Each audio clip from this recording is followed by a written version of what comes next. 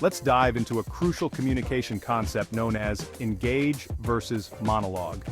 Engaging in a conversation means being interactive and responsive, while a monologue is more about dominating the dialogue with your own extended narrative. A common mistake in conversations is falling into the trap of a monologue, where you talk excessively without considering the other person's input. Conversely, an engaging conversationalist knows how to balance speaking and listening, creating a dynamic exchange that captivates both parties. Tip number 1. Embrace brevity. First up is the power of brevity. Good conversation hinges on getting to the point effectively.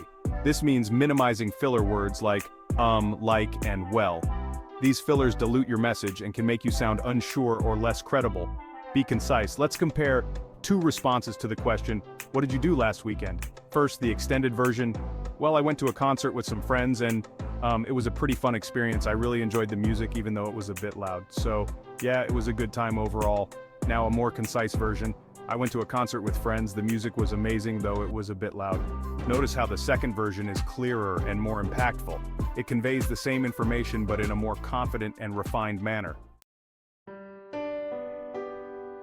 Tip number 2, use pauses effectively.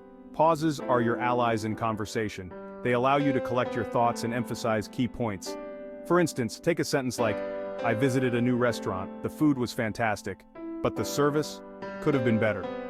Notice how the pauses add weight and allow each part of the message to resonate more deeply. Tip number 3. Master conversational threading. If you're discussing a statement like, "I recently started gardening," you can explore multiple angles. Talk about the challenges of gardening, their favorite plants, or their previous gardening experiences. By branching into these different topics, you keep the conversation engaging and multifaceted. Tip number 4. Use statements more. Instead, use statements to foster a more natural flow. Share something about yourself that invites the other person to contribute. For example, instead of asking, "What's your favorite hobby?"